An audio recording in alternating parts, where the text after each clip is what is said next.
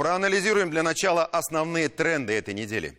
Начнем выпуск с очень жесткого заявления президента России, прозвучавшего на заседании коллегии Федеральной службы безопасности России. Как сообщило агентство ТАСС, Владимир Путин на коллегии поручил сотрудникам ФСБ пресекать попытки активизировать использующую сепаратизм, национализм и ксенофобию мразь. Так это прозвучало в оригинале. Разумеется, должна быть продолжена работа по выявлению и пресечению действий тех, кто использует интернет и социальные сети для пропаганды и идеологии терроризма и экстремизма. Кто пытается вовлечь в террористические группировки наших граждан. Конечно, мы с вами хорошо знаем, наиболее уязвимая категория здесь – это молодежь. Столь же активно надо противодействовать экстремизму.